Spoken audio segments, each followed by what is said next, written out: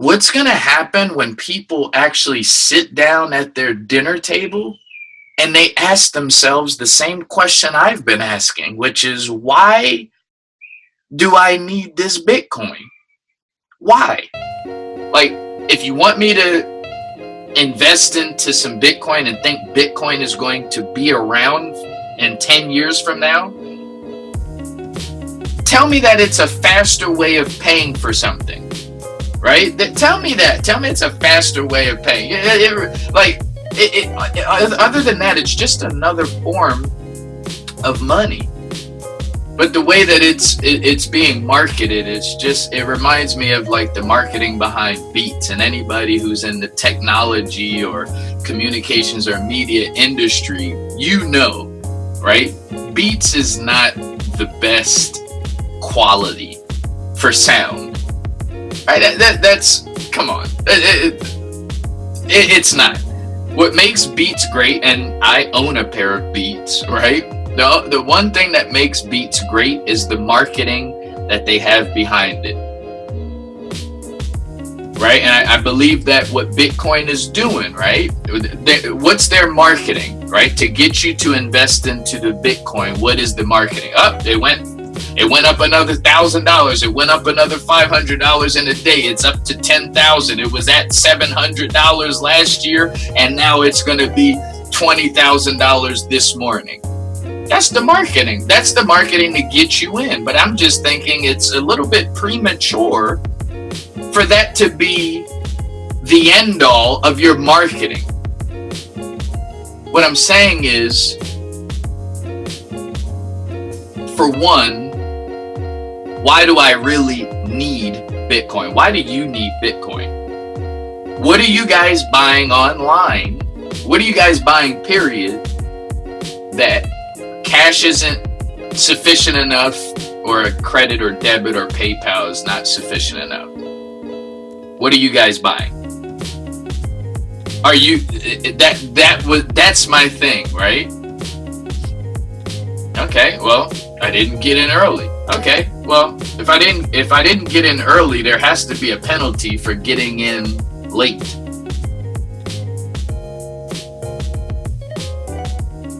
Right? Well, new companies are good. This is going to be the way people use money. But what's different about that? What's better? Is it safer? Is it safer to use Bitcoin? Is it safer? Is it untraceable? Can nobody know what I have? And if your leading thing is like, oh, it's cryptocurrency, it's untraceable. I don't want money that's untraceable. What's going to happen when people actually sit down at their dinner table and they ask themselves the same question I've been asking, which is, why do I need this Bitcoin? Why? And I see people sharing that Bank of America is now going to be utilizing Bitcoin. They're buying Bitcoin. And this is another reason. But where's it from? Where's the sources from? Coindesk.com? Make your money, but like I said before, cash out soon. Leave it up to some of y'all to figure out a way to try to make some money that you will not be proud of. Just because the profits of drugs is rising at a rapid rate in an urban community doesn't mean I need to invest in it. What is the value of Bitcoin? I know it's the future, and that's the thing that they get you with. It's like the future. No, but what now? Like right now. The more I put in, the more I'm going to get out. But what happens when, again, we sit at the dinner table and we start asking ourselves the question? If everybody starts asking their question of, why do I need this Bitcoin?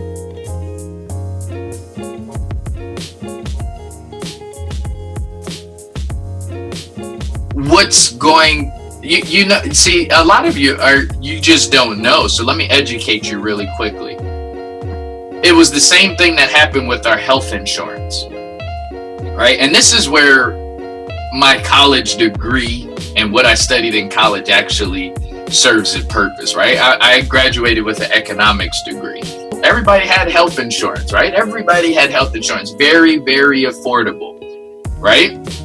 The more, well, then they started raising the rates, right? This is the healthcare crisis came in, right? Insurance was affordable, and it was affordable because nobody knew what was in the insurance. And you don't know how bad your insurance is until you actually have to use it. That's what health insurance is. It's great until you use it. And then when you use it, you're like, oh shit, this ain't really nothing. Oh, it don't do this. Oh, I got to pay out of pocket for this. Oh, I have to pay it this much for you to be able to help me. But look, so remember, it was affordable. And then healthcare crisis happened, right? And it's happening now. People started realizing that their insurance wasn't shit. So less people started actually getting insurance. And then the surge of consumer-driven healthcare came in, but that's a whole nother conversation. So now the healthcare crisis, and the government had to look at this like, whoa, wait a minute. Oh, y'all getting rid of y'all healthcare? Y'all getting rid of y'all healthcare? You see how many doctors and students were allowing to study abroad and to come back here to the States to make this money as dentists and doctors and people in the health profession? Oh, no. Y'all ain't getting off that easy. Let's put a plan into place where all of y'all who figured out how garbage your insurance is, we need to get some money. We need to get something. You better come up off that money. Let me get some of that money. We'll fine you or we'll tax you. But you're gonna give us some money for figuring out that our healthcare ain't shit. So what happened? Less people had insurance. So the price went up. Less people had insurance, so the price went all the way up. But again, the government was smart enough to tax you, to tax us, right? The government was smart enough to tax us, and they said, okay, you don't want to get it? You're going to give us some type of money, right? And what is it? Maybe 5 or 10% of what your income is every year? And truth be told, and again, that's a whole nother conversation, but yeah, that's a whole nother conversation. But my point is, now that the insurance is, right, prices is all the way up. Prices is all the way up on health insurance, right? All the way up. You listening to this, you may not have insurance, not because you don't want it, but because you cannot afford it. So what happens? All the people who have insurance, right? All the people who have insurance, and let me say this, the healthcare that we have in the United States right now is amazing for one reason and one reason only. The one reason is that it gives an opportunity for people who really, really need it but weren't able to get it before because of pre-existing conditions. They can now have insurance. So that's phenomenal. So that's one good thing about the way healthcare is in the United States right now. But let's not forget that now that a lot of people can't afford insurance, the few people who have it, they're going to get kicked in the ass with their monthly premiums. So their monthly premiums is out of this world. But you know what? They got insurance. Now, what does that have to do with Bitcoin? Well, it has a hell of a lot to do with Bitcoin. I mean, the parallel is very simple to me.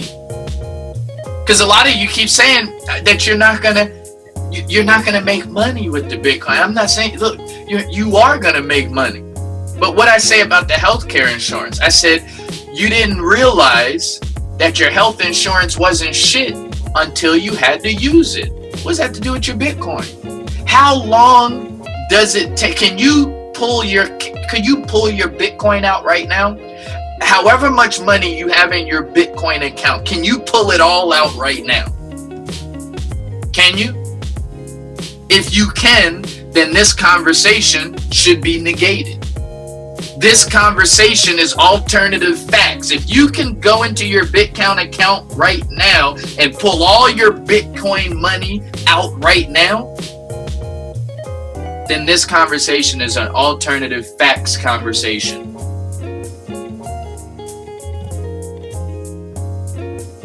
Healthcare insurance, you didn't realize. So what am I saying? I'm saying with the Bitcoin, you're not gonna, and I know people who've lost hundreds of thousands of dollars in Bitcoin, but I'm trying to tell you, you're not gonna realize that the Bitcoin ain't what you think it is until it's too late. And the only reason why I'm voicing my opinion on this is just because I want you to at least know the other side of the cash register that you don't know nothing about, because apparently I'm the only person that knows people who are actually lose. So that's what I'm saying. You don't realize until you can't pull it out, and y'all know you're not able to pull it out right then on the spot. You know that. But seeing those numbers go up, it jades your logic. You know you could lose, and that's what I'm saying. The people who have healthcare insurance right now are the people who can afford it either way. Whether there was insurance or not, they can afford it either way. Now, you put somebody that can't afford it, pay those high premiums, and then they find out their copay or their deductible is too high, they're screwed both ways. So if you're going to invest in Bitcoin, like I said, invest money that's not going to take food off your table, that you're not going to be looking to go hurt somebody because you lost your money and you couldn't pull out your money when the whole thing burst.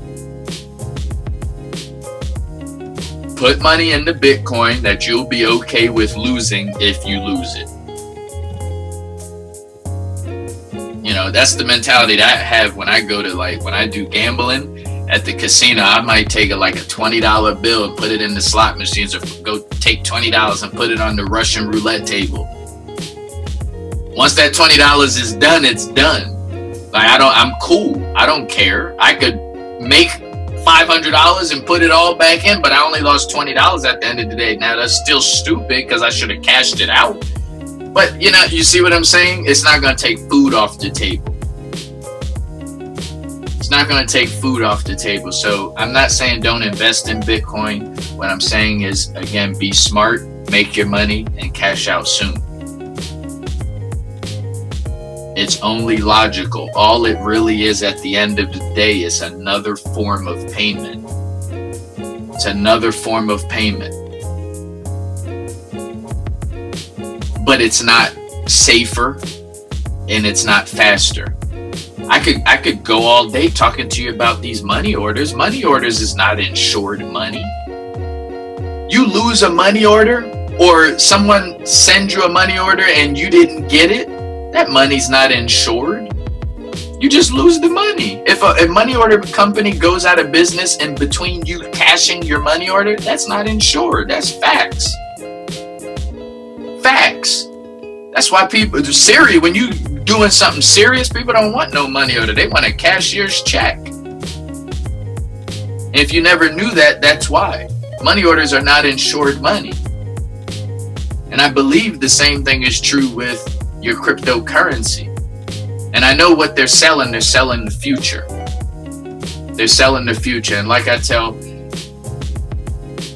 everybody else, even when you're dating, right? There's a big difference between dating somebody for what you believe their future is going to be, but if they're not working towards what you believe their future is going to be, you're a fool.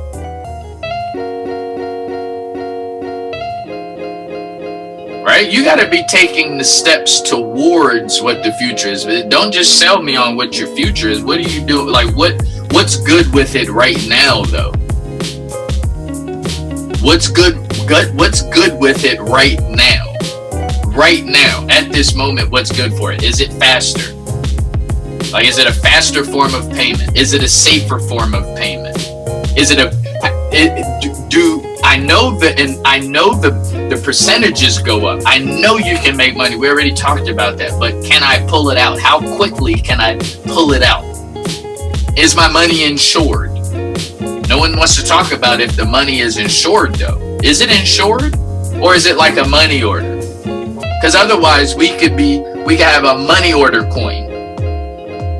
In a sense, money orders is a coin. It's just not able to use it. You can't use a money order online. So maybe Bitcoin is the online version of a money order. Oh man. Alright, that's completely everything that I'm gonna say. I'm not gonna open up my mouth about the Bitcoin thing again. You can never say that I didn't say. And I'm not the type of person to say I told you so. But I am the type of person that will re-share this episode. Till next time. Whoa, my bad. Thank you for subscribing to this podcast. Most importantly, thank you for writing a review. Here's your final thought on Bitcoin. The only difference between gambling at a casino and investing in Bitcoin, based off of what I know, is that if you lose money in a casino, you know, you've seen the dealer face to face, you know what machine you put your money in. However, when you lose money, when you invest into Bitcoin, there's nobody that you can actually hold accountable. There's no one you can hold responsible. So I want you to also think about that. And there's a movie that I once saw with John Leguizamo in it. It's called Empire. I'm not going to go too much in detail about the movie, but I will say, are you ready to lose whatever money that you have invested in Bitcoin without having any answers, without having any questions answered, if and when that happens to you? No one to call, no one to talk to, just you lost this amount of money. Again, I know the percentages is really, really high. But the cool thing, I'm trying to tell you, if you find out, for example, if I find out tomorrow Bank of America is going out of business, I can actually go and make some adjustments immediately. I mean, that's why I said, don't invest money into your Bitcoin unless you're willing to have no questions answered. None at all. If you're willing, right? So that is my final thought. Move forward accordingly, and share this episode. Keep the conversation going. That's my final thought. That's my story, and I'm sticking to it. Peace.